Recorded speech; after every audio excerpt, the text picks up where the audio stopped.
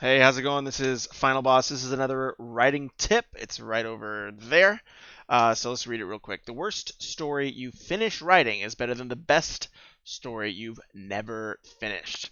And yes, this is very, very valid, very, very true. This is something I see, especially someone who works as an editor with a lot of writers who are starting their novels, things like this. Something I see a lot of, unfortunately, which is a lot of young writers tackle these really, really big premises, these big stories, these complex arcs, and they are these massive projects, and sometimes they can't get them finished, and it's really, really sad. So one of the things that I recommend, and there's a few ways to approach this, maybe a few tactics that can help. If you're just one of those people who can sit down and finish a novel start to finish, great. But if you maybe have trouble finishing things, then perhaps a novel or a really long work is not the thing you should start with. So often, I've seen writers be really successful if they start with short stories, something small, something they can even start, or even poems, something you can have finish and then start revising. Because I think the other thing that this teaches is once you're done with that first draft, you probably were going to need to rewrite it a few times, and then it'll get to that level of quality that you can be really, really proud of. And it will take that worst story that you finished and turn it into something that's really, really fantastic. So one of the things I think that I encourage a lot of writers to do is start small. Write flash fiction, write short stories. You don't need, you may have this huge vision for this big novel that you want to write, this epic, but yeah, okay, maybe you have the constitution to do that, and some people do. But if you're not 100% sure you do, it might be a good idea to maybe just in that big novel's world write a short story about one of the characters, or maybe like the darkest moment of a character's past that's going to be your protagonist, or it's going to be your antagonist, or how that antagonist, do short stories and backstory, and you can polish those up, you can get those published, and it will be a really, really great tool to help you get stuff finished. The other thing that I also really, really encourage writers to do is to make really simple daily goals.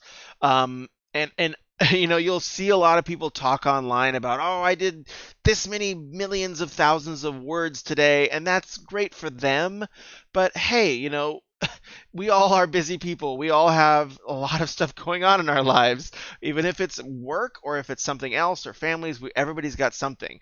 So maybe just start with something really chill and low key is your goal, and just say, hey, no matter what, I'm going to do 100 words today. That's about a paragraph, maybe two paragraphs, depending on how long it is. So that's something that's really attainable to say, hey, I'm just going to do 100 words every day, maybe read over what I wrote the day before, and then start writing the next 100 words. And that is a really achievable daily goal. As kind of crass as it sounds, you can even, if you write on your phone, you can do it on the bus or on the potty.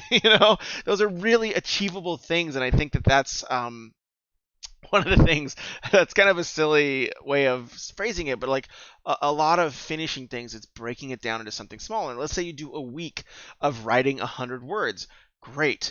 Then you can expand that and say, okay, I've written 100 words a day for a week. I maybe will write 200 words a day for a week. Or maybe that's about enough for now. Or I'm, really busy. I'm going to have to take this week off. That's all okay. Just setting those really, really simple goals can help you achieve more than you can expect. Writing on the toilet, now that's a good idea. Yes, yes, Blossom. That is, hey, but honestly, if you can just do those simple goals and build those habits, you can get stories finished, especially if you're thinking about doing poetry, and if you're thinking about doing poetry, and if you're thinking about doing flash fiction to start out with. That makes getting those little wins, because you just need, we're human, we need those kicks, those endorphin kicks of saying, wow, I did it, like I got a short story done. Yeah, it's not perfect. Yeah, I still maybe have to rewrite it to get it to the level I need, but hey, at least that rewrite is only going to be 2,000 words, if it's a flash fiction, rather than, okay, I just finished a 100,000 word novel, now I got to write another 100,000 words to get it up to the next level. So that's one of the reasons I think starting short and just being consistent and just focusing on those short-term goals, and trying to keep your eyes away from, self-criticism, all that stuff, and also not looking and saying, oh, it's going to be this, like, I have to just do all this work. Just just focus on the next 100 words, and that's my tips for trying to finish, finishing those stories. And I think also for early writers, and I forgot to add this, so I'm going to do this real quick, is just finish your first draft if you can. There are some people who can go back and edit as they write. They write their first chapter, they edit it a few times. Okay, they write their second chapter, they edit it a few times. Okay, they write their first.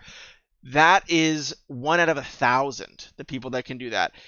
If you're like me, once you go back, it slows your progress to ever finishing it. So you just have to plow forward if you are tackling a longer work, especially as one of your first or second works. So if you started writing a novel, yes, you might realize that you need to change something in the first chapter, but just make a note and then keep writing on chapter 5 or wherever you left off and just keep going until it's finished. Even for this novel I'm writing right now, I know I literally have changed the course of my story, so the first chapters don't even make sense anymore. I'm just knowing, like, okay, like this character is more of like a bad guy now than a good guy, so I'm gonna take away all the good guy stuff I had in chapter 1. Totally valid. So that's another little tip: is once you start writing, don't turn back and start editing until you're finished. Anyways, best of luck with all your writing and editing endeavors. I hope this is a little helpful writing tip.